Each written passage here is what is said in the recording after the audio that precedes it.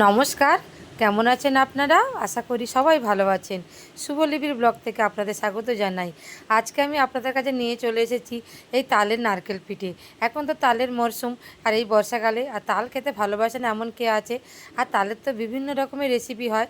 তালের বড়া, তালের ফুরুলি হচ্ছে, তালের নারকেল পিঠে, আবার কেউ কেউ করে তালের রুটি। কিন্তু আমাদের বাড়িতে কেউ তালের রুটি খেতে পছন্দ করে না। তো আমি এই কয়েকবার এই তালের ফুরুলি করেছি, এটাকে তালের বড়াও বলে। আজকে আমি করব কিন্তু তালের নারকেল পিঠে। আর এই দেখুন বড় একটা কালো তাল নিয়ে বসে পড়েছি। তালটা থেকে ছেনে তার থেকে আমি শাঁস বার করে নিলাম, আর নারকেলটাও করে নিয়েছি। আর এখানে 2 প্যাকেট সুজি আমি নিয়েছি। সুজিটাকে বেশ ভালো করে কড়াইতে গরম করে নেবো, ভেজে নেবো। তাহলে সুজি না ভেজে নিলে কিন্তু সুজি কাঁচা থাকবে, সেটা একদম ভালো টেস্ট হবে না। আর আমি এই সুজি আর এখানে আটা দিয়ে করব। আর তারপর ওই কড়াইতে আমি নারকেলটাকে ভালো করে ছাই করে নিচ্ছি। তার সাথে দিয়ে দিলাম একটু এলাচি গুঁড়ো। এলাচটা দিলে কিন্তু নারকেল ছাইয়ের একটা আলাদা স্বাদ নিয়ে আসে, আর খুব সুন্দর একটা গন্ধ হয়। আর এই দেখুন তার সাথে একটু চিনি দিয়ে আমি এখানে করে নিচ্ছি ছাইটা। এই চিনিটাকে পুড়িয়ে নিলে কিন্তু এই নারকেলটা বা ছাইটা লাল লাল মতন হবে। কিন্তু এইভাবে সমানে অনবরত নাড়লে কিন্তু এটা সাদা মতন হয়ে থাকবে, আর এটা পোড়া পোড়া মতন হবে না। এসব পরপর উপকরণ নিয়ে আমি রান্না করতে বসে গিয়েছি। ছাইটা আমার হয়ে গিয়েছে। তারপর নামিয়ে নিয়ে ওই কড়ার মধ্যে কিন্তু আমি এখানে তালটাকে বেশ ভালো করে নাড়াচাড়া করে নেবো। তালের মধ্যে যে এক্সট্রা জলটা আছে সেটা কিন্তু ভালো একদম শুকিয়ে যাবে, আর তালের যারা কাঁচা গন্ধ থাকে সেটাও কিন্তু একেবারে চলে যাবে। এই দেখুন, আর ওই কড়ার মধ্যে বেশ ভালো করে নাড়াচাড়া করে নিলে আর তালের জলটা একদম শুকনো শুকনো হয়ে যাবে, তালের টেস্টটাও ভালো হবে।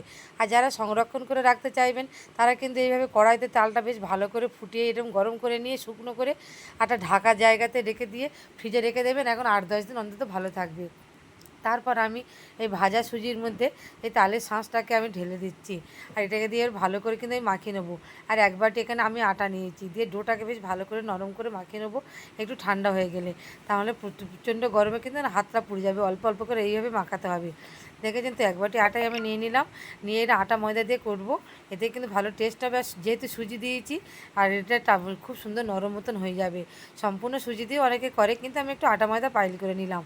বেশ ভালো করে মাখালে কিন্তু এই ডোটা বেশ ভালো নরম মতন হবে। তারপর ছোটো ছোটো করে আমি এখানে লেচি মতন কেটে নিচ্ছি বলা আকারে। তারপর একটা একটা করে এই পিঠেগুলো তৈরি করে নেবো। আর আজকে আমার ছেলে মেয়েগুলোর স্কুলে আছে ছুটি, প্রজেক্ট জমা দেওয়া আছে। তাই আজকে আমি কিন্তু ওদের ধরে বসিয়ে দিয়েছি যে আমার সাথে হাতে হাতে হাতে লাগা।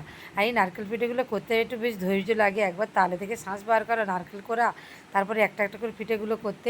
তোরা কাজ শেখ আর আমার সঙ্গে হাতে হাতে কাজ করে দে। এই দেখুন আমার ছুটকি আবার কেমন সুন্দর ডিজাইন মতন করে দিচ্ছে।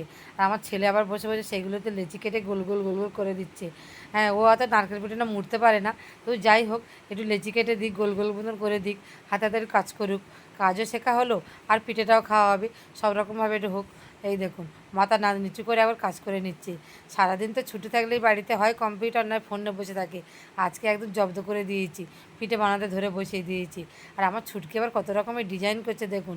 বলে মোমোর মতন শেপ করব, একবার বলছে এরকম জামাই পিঠের মতন করব। কত রকম ডিজাইন, যে পিঠেই করুক সিদ্ধ হয়ে গেলে সব খাওয়া হয়ে যাবে, টেস্ট তো সেই একই থাকবে। আর আমি আবার বসে বসে এই দেখুন জামাই পিঠের মতন করছি। কত রং বেরঙের করলে কিন্তু বেশ এটা দেখতে ভালো লাগে, আর খাওয়ার সময়ও খুব ভালো লাগবে এরকমভাবে ঘুরিয়ে ফিরিয়ে। তারপর আস্তে আস্তে কিন্তু আমার পিঠেগুলো প্রায় অনেকগুলো হয়ে যাচ্ছে। হ্যাঁ, নারকেল পিঠের মধ্যে তালের নারকেল পিঠে খেতে কিন্তু দারুণ, হ্যাঁ টেস্টেরও লাগবে। আর এই দেখুন একদম প্লেট ভর্তি করে ফুলের আকারে করে সাজিয়ে নিয়েছি। এবার কিন্তু এগুলোকে আমাকে সব সিদ্ধ করার পালা। আমি ভাবিয়ে নেবো। আর কিছুটা পিঠে কিন্তু আমি দুধ দিয়ে তৈরি করব, দুধ পুলির মতন করব। আমার বড় মেয়েটা আবার একটু দুধ পুলিটা ভালোবাসে খেতে। দেখেছেন তো, দেখতেও কী সুন্দর হয়েছে। আর তালের তো বেশ হলুদ হলুদ কালার নারকেল পিঠে। তারপর গ্যাস ওভেনটা জেলে দিয়ে আমি একটা বড় ডেকচিতে করে খানিকটা জল নিয়ে বসিয়ে দিলাম। আর জলটা বেশ ভালো গরম হয়ে যাবে। আর তারপর একটা ফুটো ফুটো থালা আছে, সেই থালাটা দিয়ে দিচ্ছি। আর একটু সামান্য তেল আমি উপর থেকে ব্রাশ করে দেবো, যাতে কোনো পিঠে কিন্তু এই থালার গায়ে না জড়িয়ে যায়। দেখে কিন্তু চারিদিকে একটু ব্রাশ করে দিতে হবে, তাহলে সহজে পিঠেগুলো উঠে যাবে। তারপর এক এক করে সমস্ত পিঠেগুলো আমি এর মধ্যে দিয়ে আমি সিদ্ধ করে নিচ্ছি, এইভাবে ভাবিয়ে নেবো। দেখে আর সব পিঠেগুলো দিয়ে একটা ভালো থালা দিয়ে ওপর থেকে আমি চাপা দিয়ে দিচ্ছি। একটা থালা দিয়ে মিনিট 15 মতো রাখতে হবে, বেশি রাখার দরকার নেই, তাতে কিন্তু সিদ্ধ হয়ে যাবে। আর পাশাপাশি আমি একটু দুধ জাল দিয়ে নিয়েছি, আর দুধে আমি একটুখানি চিনিও দিয়ে দিয়েছি, এটা যাতে মিষ্টিটা হয়। আর তার মধ্যে এই এক এক করে নারকেল পিঠেগুলো এইভাবে ছেড়ে দিচ্ছি। এটাও একটুখানি বেশ ভালো করে ফুটে উঠবে, মিনিট 5-6 রাখবো। এইভাবে সিদ্ধ করে নিলে কিন্তু এই দুধ পুলিটা হয়ে যাবে। এই দেখুন একদিকে দুধ পুলি হচ্ছে, আর একদিকে আমার ভাপানো পিঠেগুলো হয়ে যাচ্ছে। 15 মিনিট পরে ফিরে এসেছি, হাত দিয়ে চেপে চেপে দেখছি এই সব সিদ্ধ হয়ে গিয়েছে। কি সুন্দর। আর এদিকে আমার দুধ পুলিটাও ওই সিদ্ধ হয়ে গিয়েছে।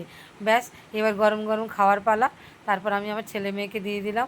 আমার মেয়েটা পড়তে চলে গেছে, ওই মুহূর্তে আর বাড়িতে নেই। তারপর আমার ছেলে আছে, ওকে দিয়ে দিয়েছি। দেখুন, ওর তো খুব ভালো লেগেছে। তাহলে আজকের ভিডিওটা এই পর্যন্তই। ভিডিওটি ভালো লাগলে সবাই কিন্তু লাইক করবেন আর কমেন্ট করবেন। পেজটিকে ফলো করে পাশে থাকবেন। ধন্যবাদ।